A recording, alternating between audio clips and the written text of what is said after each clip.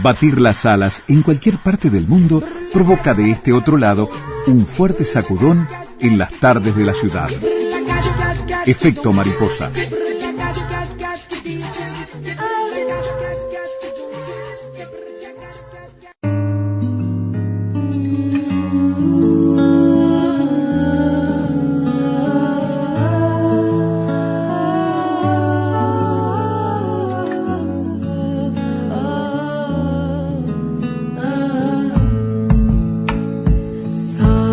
Pequeño río anda como una sinfonía larga entre árboles y nidos.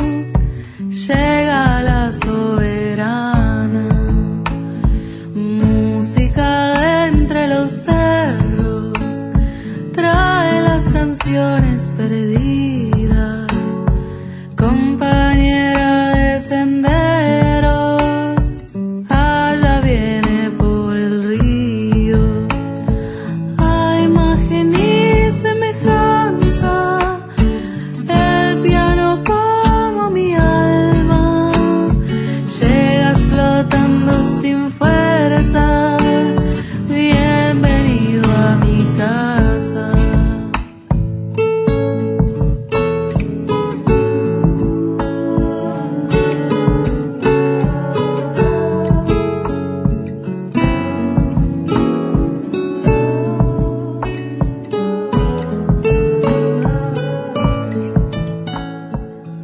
Bueno, si hablamos de inmersión poética y musical, tenemos que hablar de este trabajo de la cantante y compositora Melanie Luraski, que es una cantante viajera, digamos, ¿no?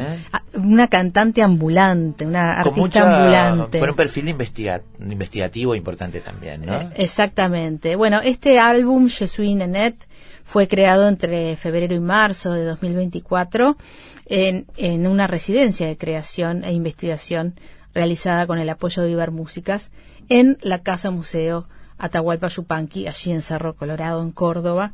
Y si tienen oportunidad de ver el corto documental, van a ver que la inmersión es realmente así, ¿no?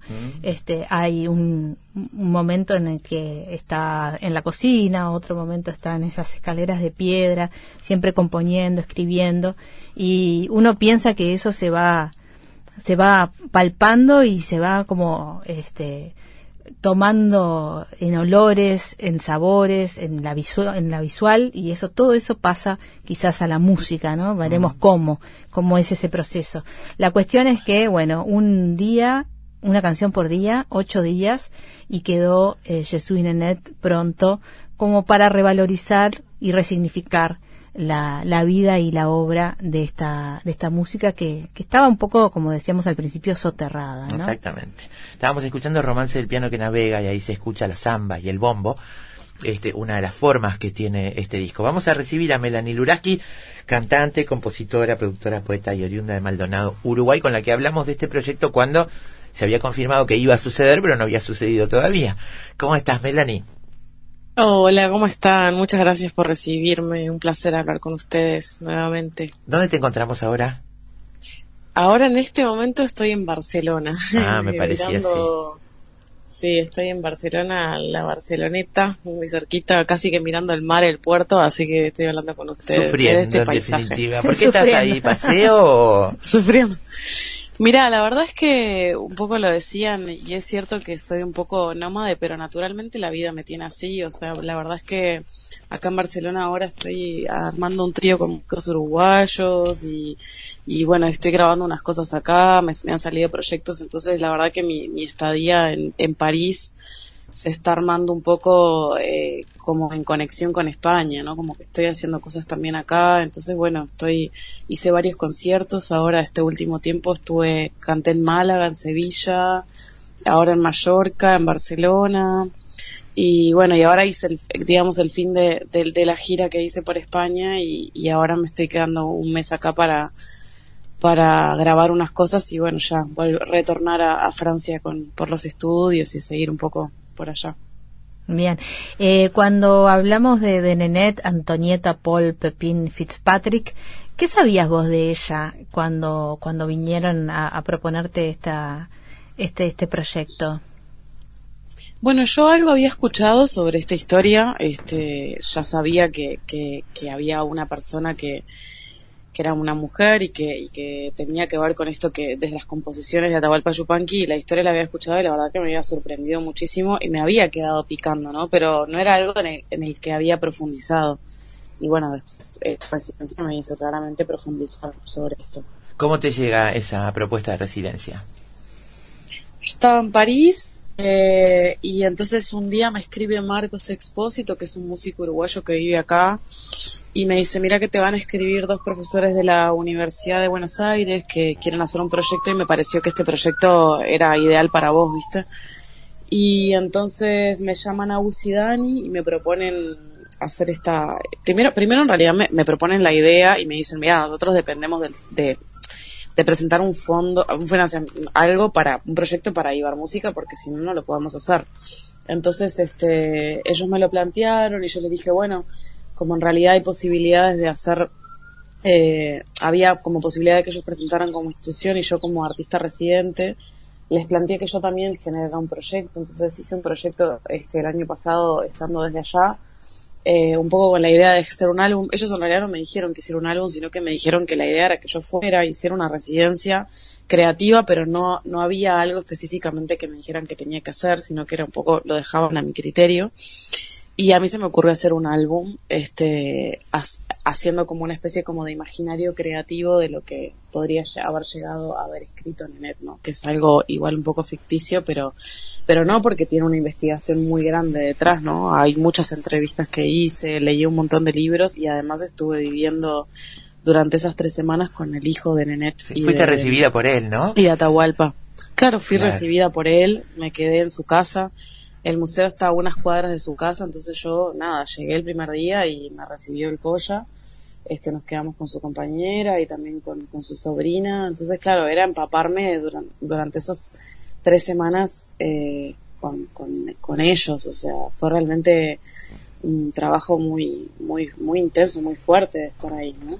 Nenette llega a la Argentina. Ella se había mudado a Francia con sus padres, luego vino a Buenos Aires, se instaló allí y empezó, obviamente sus estudios de piano, una prestigiosa concertista, comenzó a recorrer provincias y en 1942 llegó a Tucumán y conoció a Atahualpa Yupanqui. Dicen que el flechazo fue instantáneo, pero a partir de allí, la historia de Nenette se transforma en la historia de la mujer de Atahualpa Yupanqui, madre de su hijo, y poco más.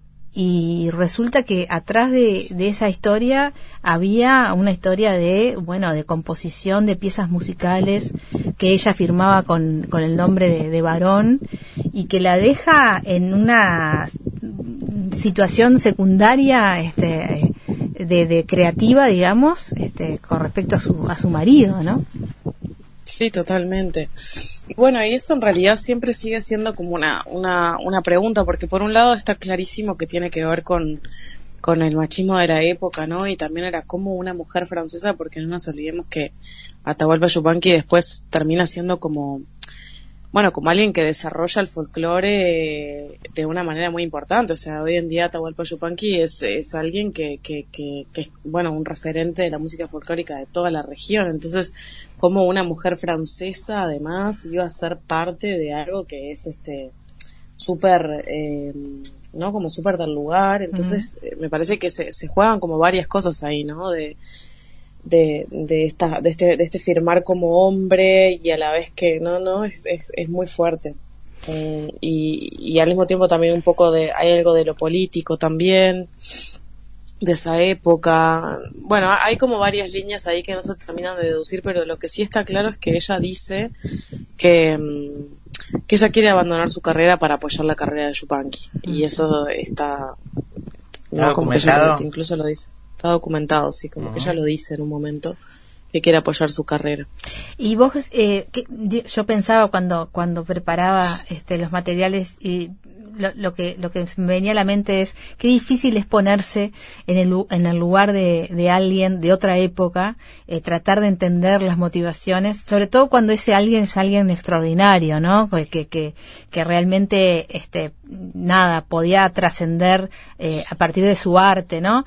En tu caso, ¿cómo tomaste esta historia, ¿no? Estos datos de la realidad, y cómo lo transformaste para justamente para tu trabajo, ¿no? Bueno, primero que nada creo que fue una historia muy, muy particular y hago énfasis en él porque, por ejemplo, cuando me llaman Aus y Dani, ellos me llaman como uruguaya, porque en realidad ellos querían llamar a alguien que fuera uruguaya, una compositora uruguaya, porque tenía que ser una compositora que no fuera del mismo país, ¿viste? Tenía que ser de otro país. Y cuando me llaman, en realidad no sabían que yo estaba viviendo en París. Eso le dio una cuota muy importante en muchos aspectos, porque, por ejemplo, primero que nada porque Nenette era francesa, pero no solamente por eso, sino porque Pachupanqui vivió muchísimo tiempo en París, mientras Nenette vivía en Argentina. O sea, como que se cambian en un momento de ciudades, como que mientras Atahualpa Yupanqui estaba en París de gira por todo el mundo y su base era París, Nenette se quedaba cuidando a Coya en la Argentina, entre Buenos Aires y Cerro Colorado. Entonces, claro, lo primero que me sucede que eso fue así como que yo dije, wow, esto es muy loco, es que cuando yo estoy en París, me voy a la casa de unos amigos que son los directores de una escuela de tango, y entro en la casa y unos días después de que me habían llamado para hacer la historia de Nenette, encuentro el libro de cartas a Nenette. Y les digo, che, me acaban de llamar para hacer este proyecto. Le digo, por favor, ¿me puedes prestar este libro? Uh-huh. Y me dice, sí, obvio, te lo prestamos. Me dice, tenés que saber que este libro lo trajimos de Córdoba, o sea, no es un libro que vas a encontrar en cualquier lado. Y yo, sí, todo bien. Entonces me llevo el libro, Cartas a Nenette, para leerlo desde París. Y claro, las cartas es un recopilado que hace Víctor Pintos, de cartas que le mandaba Atahualpa Yupanqui, en su mayoría desde París, a Argentina, a Nenette. Entonces, claro, imagínate yo leyéndola desde París, unos meses antes de hacer la residencia, leyendo las cartas que le había mandado a Atahualpa Yupanqui y conociendo los lugares que le describía, porque también hay una de las canciones, de hecho, Confesión del Cerro, que es una canción que yo la escribo en base a una carta que le escribió a Atahualpa Yupanqui desde París, y él le describe todos los lugares que está viendo, y yo después hago recorrido, ¿entendés? Como que dije, bueno, voy a hacer un recorrido sobre esos lugares que él está hablando, ¿viste? Entonces todo ese trabajo para mí hizo que también como que haya mucho respeto, ¿no? Y en algún punto no es lo mismo hacer una investigación en el cuarto de tu casa o hacer una creación en un lugar que bueno, que realmente hacer ese trabajo de experimentar. A mí creo que este trabajo, y lo digo también en el documental, me recordó un poco a mis años como de más chicas haciendo actuación, porque bueno, yo vengo del teatro y siempre, nada, para mí siempre fue muy maravilloso tener que ponerme en los pies de otra persona y decir, bueno, ¿cómo diría esto esta persona? O ¿cómo pensaría? ¿No? Y creo que en el caso de Nenette se me hizo más fácil porque, bueno, en todo este tiempo estuve conectando con la sociedad francesa, también empezando a hablar francés, por eso hay partes de las canciones que están en francés. Entonces como que algo en la vida se hizo y se fue moviendo para que eso me sucediera de esta manera, ¿no? Claro. Punto, creo. Sobre el hecho de hacer las 8 canciones en los 8 días, en un momento dijiste que el disco era como una foto analógica, que fue lo que fue y quedó plasmado ahí. ¿Eso ya lo venías pensando desde antes o fue algo que surgió estando ahí en la cocina de Nenette? Mira, yo cuando llegué a los chicos les dije, si hago 8 canciones, yo creo que podría ser un álbum. Eso fue lo único que dije. No, porque no sabía, yo no quería tampoco obligarme a componer 8 canciones, ni quería nada, entonces dije, bueno, voy a crear y a ver cómo me siento, y la verdad es que todo se dio de una manera tan, no sé, tan increíble, porque empecé el primer día componiendo, es así, exactamente como está el álbum, o sea, el primer día yo llego a Je suis Nenette, lo grabo en el bombo, se empezó a dar algo rutinario, que era nos levantábamos muy temprano en la mañana con Agus y Dani. Agus y Dani, íbamos, perdón, son Agustín Arostegui y Daniela Mazzone, que son docentes del Seminario de Geografía y Musicalidades de América Latina, me encantó esto, de la Universidad de Buenos Aires, Sí. que fueron quienes te convocaron. Exactamente. Bien. Bueno, perdón que te interrumpí. ¿Se levantaban temprano? No, dale. Ellos, Agus y Dani fueron los que me acompañaron y fue una cosa hermosa porque realmente trabajar con ellos fue una delicia, realmente.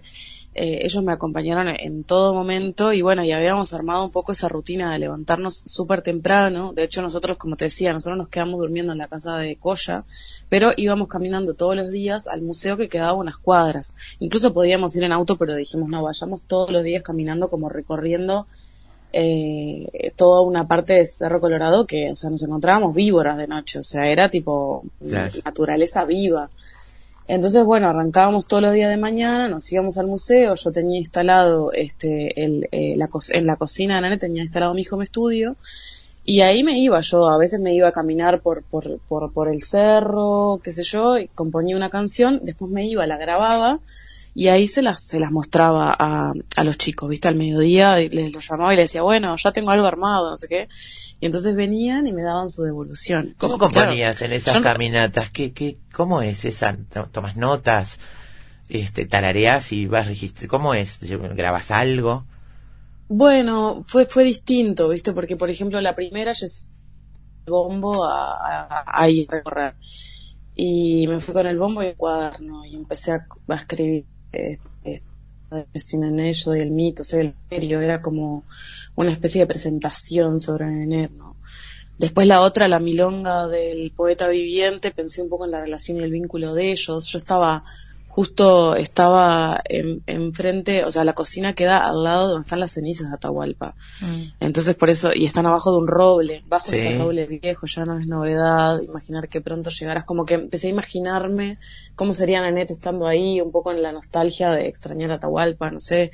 Después la segunda, si supieras, fue más imaginarme el sentimiento. Fueron pasando cosas todos los días. Yo terminaba de componer y nos quedábamos hablando sobre algo, o a veces nos íbamos a entrevistar a alguien. Yo después fui a entrevistar a la nieta, fui a entrevistar a Víctor Pintos, el que escribió el libro, porque él vive por ahí. Entonces como que era una especie como de estímulo constante, y yo lo que había decidido en ese momento era estar muy presente. Incluso le pedí a la gente, digo, que traté de no usar mucho mi celular, apagaba mi celular, todo, porque no quería que hubieran estímulos de por fuera.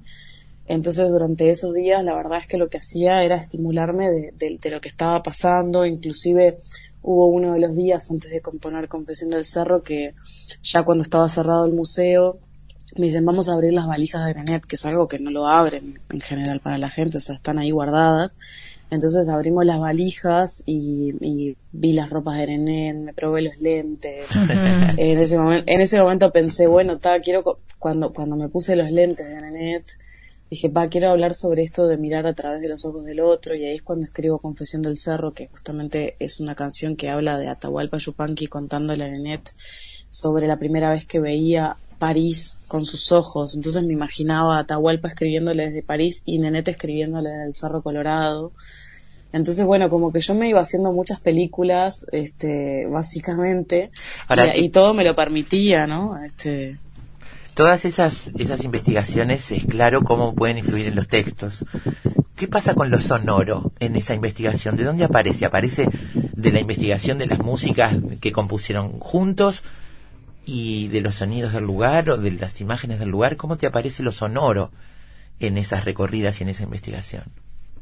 Bueno, yo creo que hay algo como, y en eso trato de ser muy intuitiva, si bien hoy en día, bueno, estoy estudiando mucho música y eso me da como más herramientas, pero en la parte compositiva yo siempre trato de ser muy intuitiva, y ahí, claro, cuando empiezo, por ejemplo, Je suis Nenet, empiezo con el bombo, pero de repente hago una clave de candombe y ahí aparece mi lugar más como uruguaya, o la milonga del poeta viviente fue pensado como, cómo me gustaría hacer una cosa media citarrosa, y grabé las guitarras, ¿no? Como que todo cosas que yo por ahí no había hecho antes, y en realidad ya antes había pensado, a ver, ¿qué géneros me gustaría experimentar, ¿no? Y anoté ideas que tenía, ¿no? Me gustaría en algún momento hacer una samba bien clara, bien concisa, y ahí fue cuando hice Romance del Piano que Navega, O bueno, traje un piano, todo eso que está grabado en el álbum lo grabé yo. O sea, la única canción que tuvo una invitación fue la última, que es Mondarnier Tango, que está bueno, es un género que a mí me genera como un respeto que sentía que no podía hacerlo. Entonces le pedí a la pianista de Colla, la pianista del hijo de Yupanqui de Nenette, le pedí que grabara el piano, pero después el resto está todo grabado por mí. Después el álbum se convierte en algo un poco más contemporáneo, porque en algún punto hay como un momento clave, incluso en la residencia, que yo digo, bueno, todo este material también es del pasado, pero ¿cómo hago para en algún punto renovar esta energía también? Entonces, bueno, todo eso iba sucediendo ahí en el momento, pero digamos, lo musical aparece desde un lugar intuitivo. Y, por ejemplo, me acuerdo un momento en El romance del piano que navega, que es una canción que la escribí en base a una historia que nos contaron sobre cuando trajeron el piano de Nenette a Cerro Colorado, que en esa época que no había luz y que andaban a caballo, o sea, era muy difícil traer cosas. Imagínate traer un piano ahí a Cerro Colorado. Entonces ese tema lo compuse así, y cuando empecé a hacer ese tema, primero empecé con el bombo, porque dije, bueno, para estar más abierta con la melodía, voy a componerlo solamente haciendo la base de samba en el bombo. Y me empezó a pasar que en la melodía no me salía, no me gustaba la melodía. Entonces ahí empecé como a decir, bueno, entonces desarrollo una armonía, y ahí fue cuando vino el estudio, ¿no? Que a veces yo digo, bueno, hay una parte intuitiva, pero también el estudio, o sea, me ha dado esa posibilidad de decir, bueno, la verdad que intuitivamente no me está saliendo, así que voy a desarrollar una armonía para ver si a través de la armonía me sale una melodía que me guste. Y ahí fue cuando me salió El romance del piano que navega, la melodía que me gustaba para la canción. Entonces voy mezclando, la verdad, y voy probando y voy viendo qué me hace sentido. Vamos a escuchar Mondarnier Tango y después hablamos un poquito de las devoluciones que te hacían, sobre todo el hijo de Yupanqui, que me interesa saber. Vale.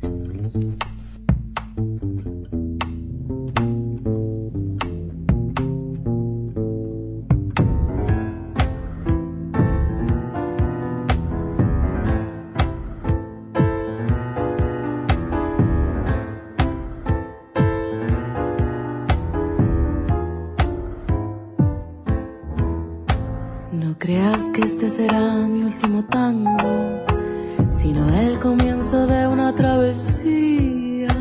Tal vez será la última vez que venga a este lugar, pero no, de mí no te olvidarás. La vida es más bonita en Argentina, aunque siempre quieran arrebatarla.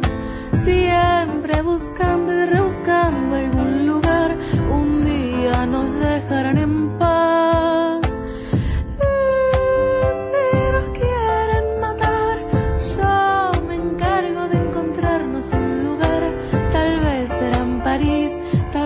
En Uruguay, la gran sede que vamos a armar.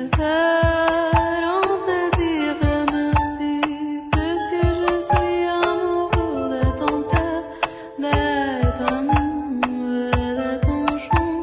Je ramasse un peu d'ici.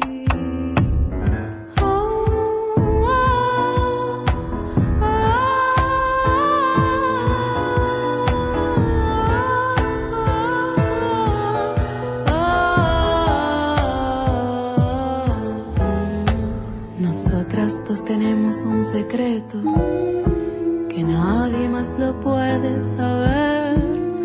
Yo quería mi tierra y tú me dejaste acá. La vida impredecible sí será.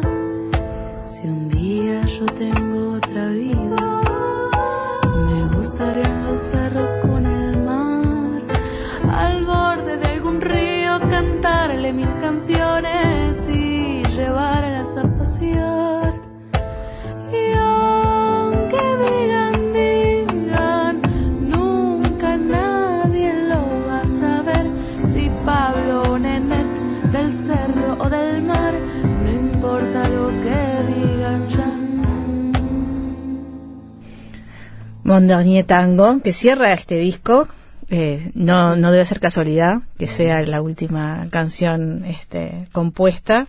Traducción, Mi último tango. Exactamente, Mi último tango. Y nada, quería preguntarte, Melanie, las devoluciones, sobre todo del hijo de Atahualpa y Nenét, porque cuando uno piensa a priori que va a hacer un trabajo sobre el ambiente compositivo y artístico de esa pareja, claro, uno piensa, bueno, en el bombo legüero, piensa en la samba, piensa en algunas cosas distintivas de esa música, y vos te vas de ese trillo. O sea, hay algo de eso, pero hay muchas otras cosas, ¿no? Entonces, ¿cómo recibió eso el heredero?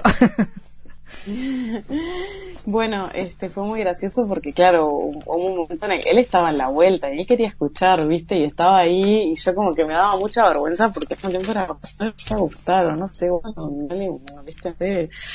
Pero él súper respetuoso, y de hecho como que él, hay unas imágenes que él está escuchando, y es cuando yo recién hago hasta el 6º tema, más o menos, o el 5º, no me acuerdo ahora, pero él escucha.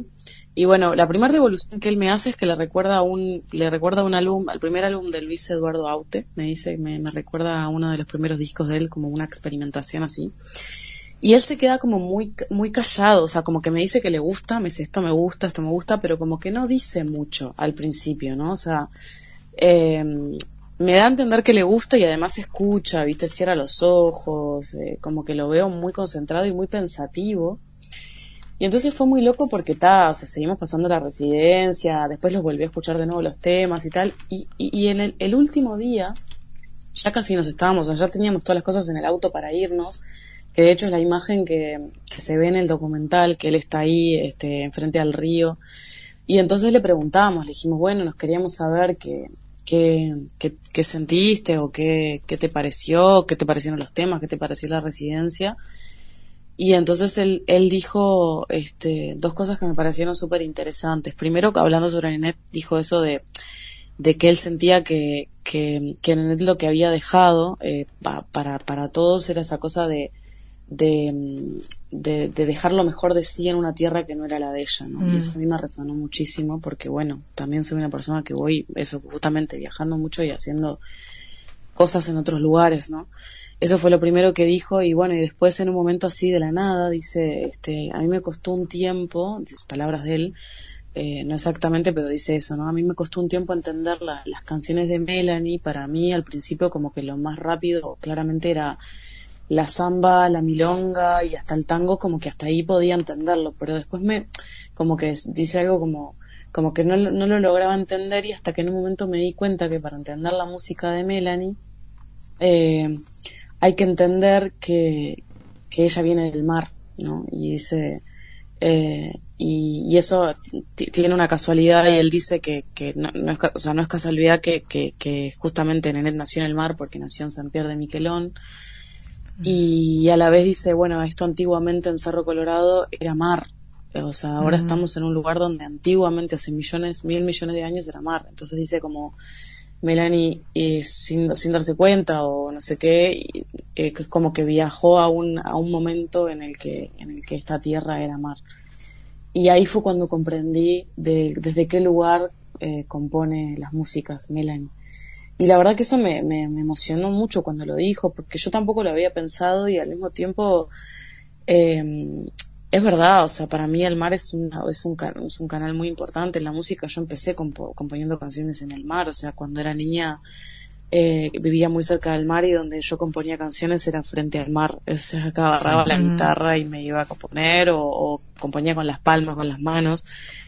Entonces, eso hace que también como que la música sea diferente, y yo muchas veces me he preguntado de dónde viene mi sonido, porque uno se hace esas preguntas, porque claro, cuando venís capaz de Montevideo, el candombe, lo más urbano, no sé qué, pero claro, al ser de Maldonado o no ser tan del interior, es como, me preguntaba esas cosas, ¿no? Y por ahí mi música tiene algo más del fado. Por ejemplo, hace mucho tiempo me empezaron a hablar sobre el fado y sobre esa música portuaria, ¿no? Que le dicen género portuario. Lo leí una vez en Lisboa, que es un género que está el tango, el fado, y claro, el fado es más, dentro de esa época es más de la mujer, ¿no? El tango no, entonces el tango es muy similar al fado, y en un momento me empecé como a identificar en esto del género portuario, ¿no? Como un género a desarrollarse quizás en los puertos.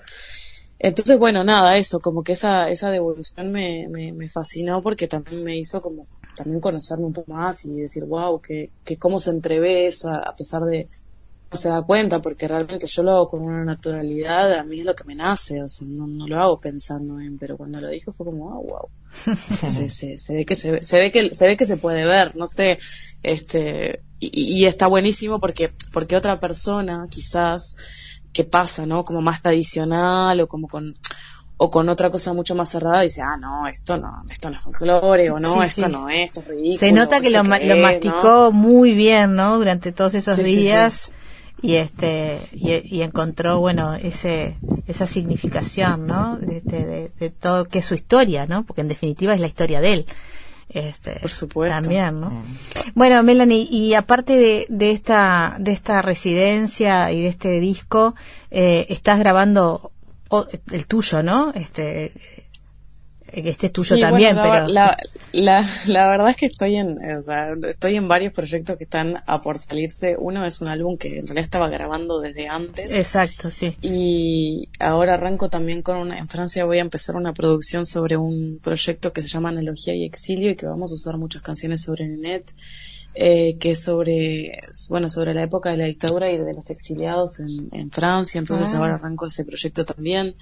Que voy a hacer una residencia, ahora en septiembre hago una residencia en la Escuela Nacional de Circo, eso es un proyecto nuevo. Bueno, voy a hacer una presentación, ya voy a contar más, pero voy a presentar Je suis Nenet en Uruguay, en diciembre. Bien.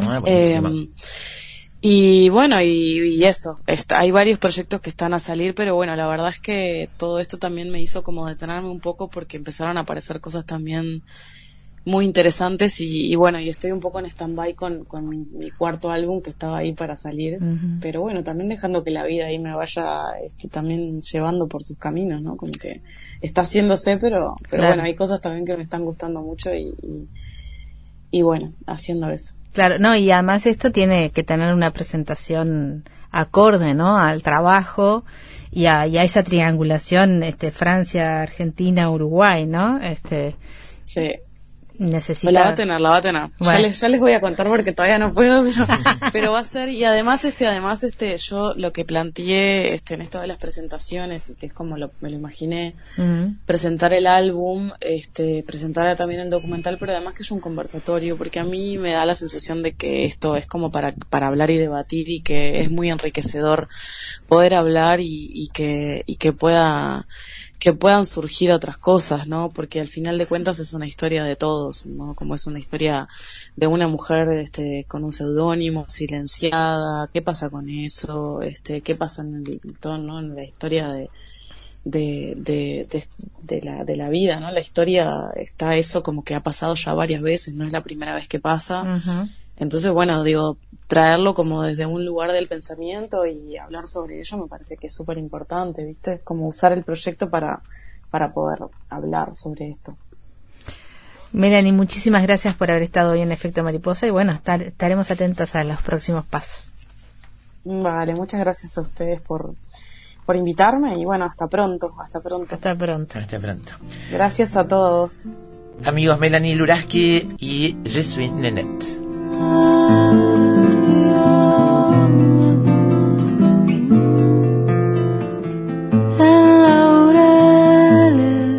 Pensamientos vivo yo, nadie comprende esta alma como yo. Bajo este roble viejo ya no es novedad. Lo único seguro es que el sol sale por la mañana y se oculta en la noche. Lo que sucede en el medio es culpa de Efecto Mariposa.